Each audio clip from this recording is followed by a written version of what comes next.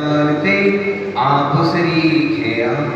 कुंडलपुर के बड़े बाबा की अक्षयकारी चमत्कारी सर्वोकारी मनोहारी श्री पार्श्वनाथ भगवान की, श्री सुपार्श्वनाथ चंद्र प्रभु श्रांसनाथ पार्श्वनाथ भगवान के गर्भ जन्म तप ज्ञान कल्याणक से विभूषित समस्त पवित्र भूमि स्थलों की परम पूजाचार्य श्री ज्ञान सागर जी महामणिराज की, परम पूजाचार्य श्री विद्यासागर जी महामणिराज की, परम पूजाचार्य श्री समय सागर जी महामणिराज की, मुनि श्री धर्म सागर जी महाराज की, इन कमना परम मुनिराजों की। अभी आपने ब्रह्मचारिणी दीदी जो पुणे से एक बार और आई थी, अभी दूसरी बार आई और उनको भी यहाँ अच्छा लगा। कल उन्होंने जब यहाँ की एनर्जी देखी तो ये तो देखो चेक करने वाले हैं, ये तो डॉक्टर हैं। जैसे नाड़ी पकड़ के देखते ना, आचार्य सिंह बोलते थे एमआरआई करवाने की जरूरत नहीं, अगर नाड़ी वैद्य नाड़ी जानता हो। लेकिन पूरे देश में ये होड़ चल रही है कि पश्चिमी सभ्यता को अपना रहे हैं, हमारी अपनी क्रियाओं से हम परिचित नहीं हैं। दूसरा कोई बताता है तब हमें मालूम होता है। मैंने तो आपको पहले ही बताया था कि इधर देखो सुनो दीदी, एक मिनट, दीदी ने तो अभी बताया, हमारे भैया जी बाद में, हमने तो पहले ही समझ लिया था, हमें कुछ संकेत मिल रहे थे कि पार्श्वनाथ भगवान का यहाँ गर्भ जन्म तब कल्याण हुआ है। इसलिए मेरी कई वर्षों से भावना हो रही थी दर्शन करना है, इधर के योग नहीं बन पा रहे थे। लेकिन कल दीदी ने बताया था ना कि नमक का त्याग करो रविवार को, पार्श्वनाथ मिल जाते हैं, तो सम्य शिखर जी मिल गया। और यहाँ भी जहाँ भगवान का गर्भ जन्म तब दिन कल्याण हुए हैं, ऐसी पवित्र भूमियों के दर्शन करने के लिए मैं प्रतिदिन बताता ही हूँ।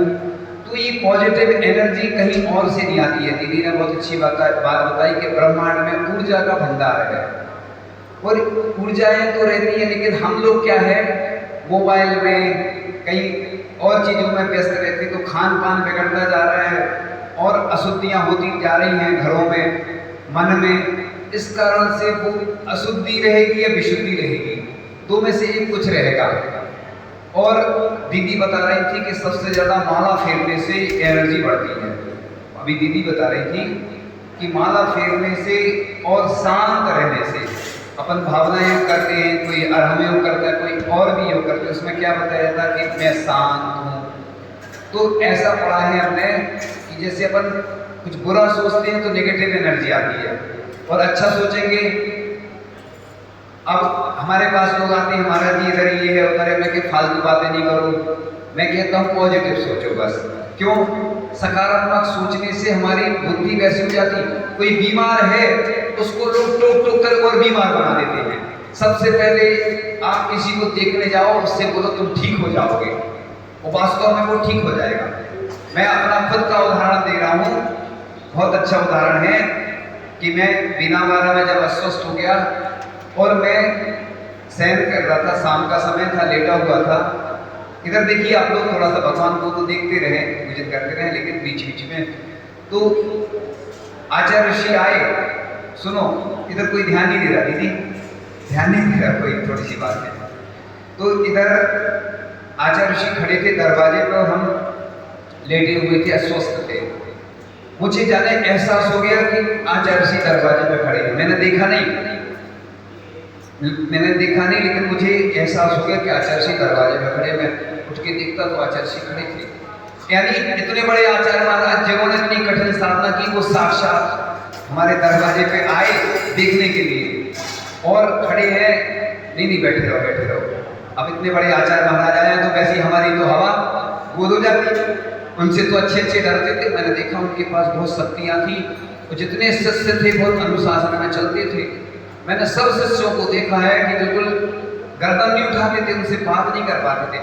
मैं तो शुरू से चूंकि आचार्य ऋषि से जुड़ गया, परिचित हो गया, तो बात कर लेता था, उनको बहुत सारे लेख ले जाता था, पढ़ाता था, मतलब पढ़ के सुनाता था। हमें मालूम है कि आचार्य ऋषि को गायन बहुत पसंद है, हमें मालूम था आचार्य ऋषि को हथकरघा पसंद है, आचार्य ऋषि को प्रतिभा स्थली पसंद है। तो मैं वही बात करता था, क्योंकि हमने एक बार सुनाई थी पंक्तियां, आचार्य ऋषि को भी सुनाई थी डायरेक्ट, कि ये भी एक तरीका है मंजिलों को पाने का, तुम भी हुनर सीख लो हाँ में हाँ मिलाने का।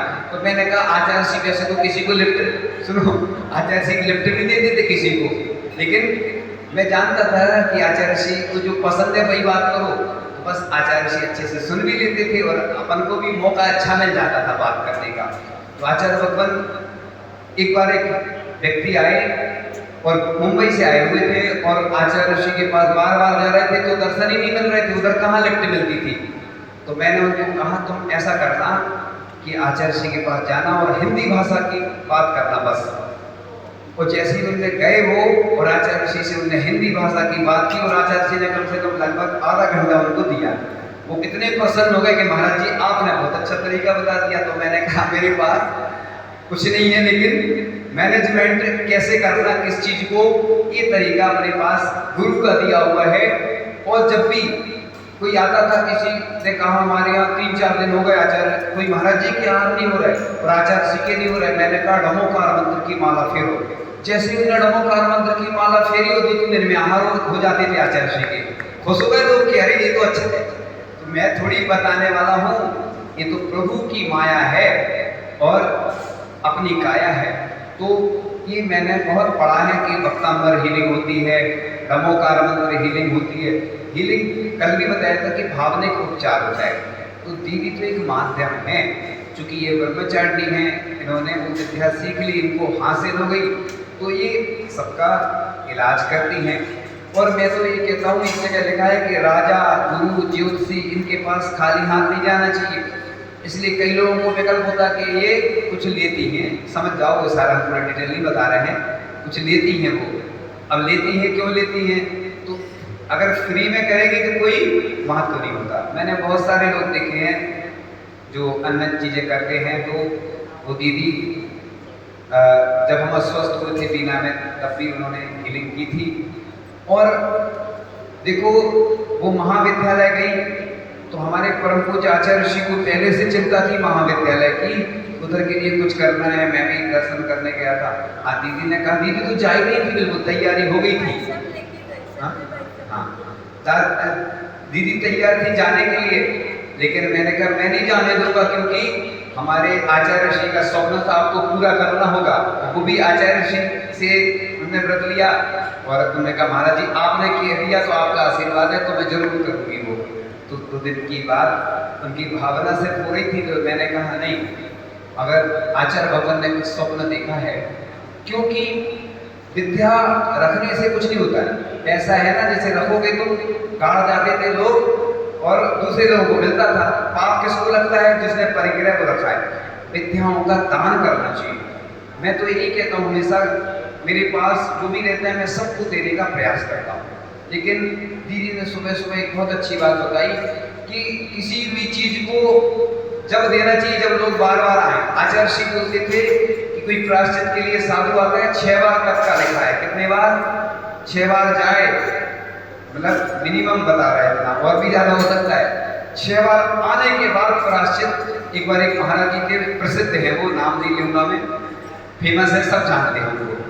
वो गए आचार्य ऋषि के पास और आचार्य ऋषि प्रायश्चित नहीं देते थे उनको, बार बार जाए वो। अब क्या होता था कि वो जाते थे तो उनको बुरा लगने लगा कि हम आचार्य ऋषि, अब उन्होंने कह दिया आचार्य ऋषि हम आपके पास बार बार आते हैं और आप प्रायश्चित नहीं देते हैं तो मुझे दुख होता है। आचार्य ऋषि ने बहुत अच्छी बात कही कि मैं तुम्हारी परीक्षा ले रहा था, तुम्हारे अंदर प्रायश्चित लेने के प्रति कितनी भावना है। इसलिए कमेटी वालों को भी कोई भी काम करना हो, कहीं भी जाएं, अभी आचार्य महाराज के पास भी गए थे, आशीर्वाद लेकर आए हैं। तो इसलिए देव ज्योतिषी, गुरु और साधु आदि के पास, भगवान के पास खाली हाथ नहीं जाना चाहिए। खाली हाथ जाओगे कुछ नहीं मिलेगा। इसलिए लोग बोलते हैं कि श्रीफल ऐसा फल है कि मोक्ष फल है, वो चढ़ाना चाहिए प्रतिदिन। और भावना मानना चाहिए कि भगवान सब काम ठीक हो, चाहे लौकिक हो चाहे पार, कुछ भी हो। हम लोगों की मर्यादा रहती है, हम आशीर्वाद उतना ही दे पाते हैं। लेकिन मैंने देखा है कि भगवान के पास जब भी अपनी निंदा करो, आलोचना करो, प्रायश्चित तो साधुओं से लेना, गुरुओं से लेना, आचार्य परमेश्वर से लेना, लेकिन अपनी निंदा कर आलोचना प्रतिदिन करना चाहिए। तो कल से इस पवित्र नगरी जो वाराणसी नगरी पूरे विश्व में प्रसिद्ध है, पूरे वर्ल्ड की राजधानी है। वैसे भी सारनाथ को वर्ल्ड की 4थी नंबर की भूमि घोषित किया गया, तो वैसे ही 4थे नंबर में तो आ ही गया ये बनारस। इसका नाम बहुत फेमस है, बनारस, काशी और वाराणसी।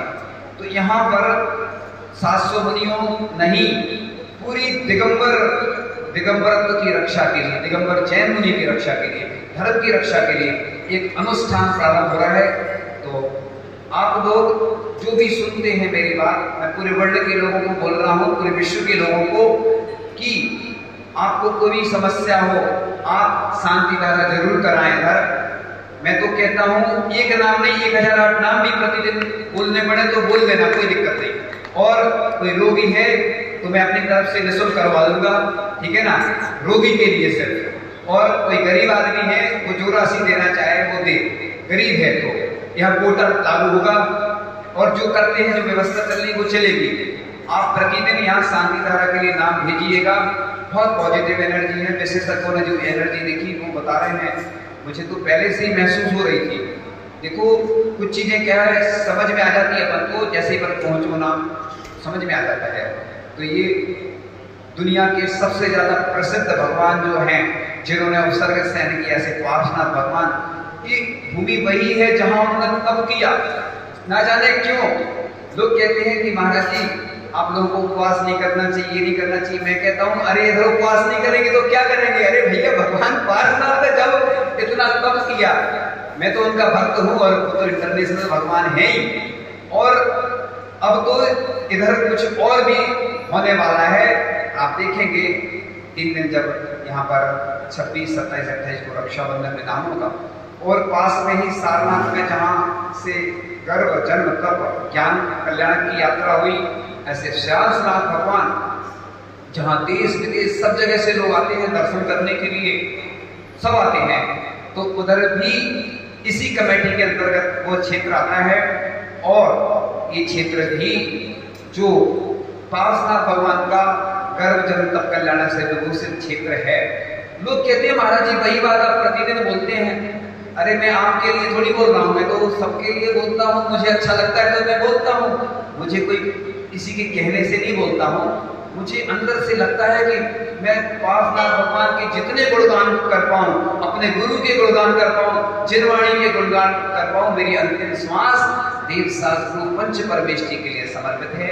कल से समय से आना और समय से जाना, जाने का कोई बोलता नहीं, लेकिन मैं इसलिए बोलता हूँ आपका घर है, परिवार है, वो भी देखना है। आप जल्दी आओगे जल्दी जाओगे, देर में आओगे देर में जाओगे। जैसे स्कूल में डांट पड़ती थी जब स्कूल में लेट जाते थे ना, अपन कक्षा में भी लेट जाते थे, स्कूल में या कहीं घर में जाते तो डांट पड़ती है घर वालों की, क्योंकि घर एक व्यक्ति का नहीं रहता, पूरा परिवार रहता है। तो कहते हैं विश्व एक परिवार है जिसमें सबको जीने का अधिकार है। तो मैं पूरे देशवासियों के लिए, पूरे विश्व के लिए यही भावना भाता हूँ कि हमारे साधुओं पर कभी उपसर्ग नहीं हो और हमारा दिगंबर जैन धर्म पंचम काल के अंत तक जीवित रहे। और साधुओं की रक्षा के लिए मुझे जान भी देना पड़े तो मुझे जान की परवाह नहीं है। आप लोग जो मैंने पहले बताया सबको मालूम है। इसलिए साधुओं की रक्षा के लिए रक्षाबंधन विधान इस धरती पर हो रहा है, इसमें सबको बैठना है ना। ये पहला विधान होगा जिसमें लोग अपने आप बोलेंगे।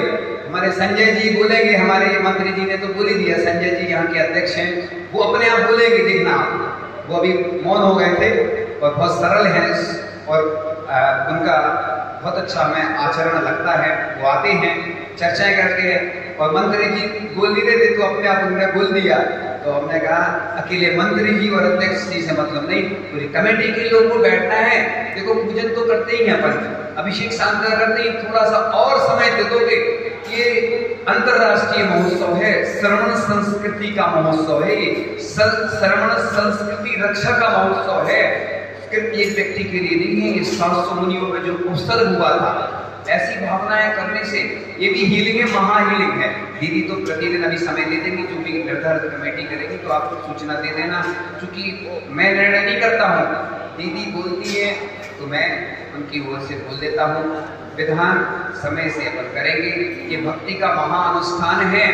और लोग सोच रहे होंगे कि ये तो ऐसा विधान है इसमें पात्र बन गए तो बैठना ही पड़ेगा, अकेले भी बैठो, एक भक्ति का महोत्सव है, ये कोई विधान नहीं है।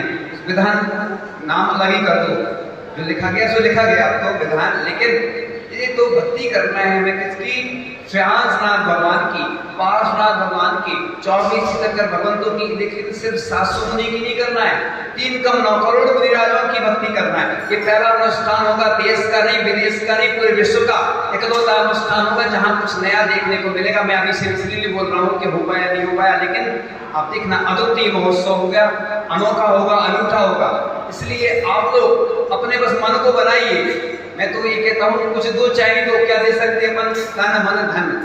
धन नहीं दे सकते तो मन तो दे सकते।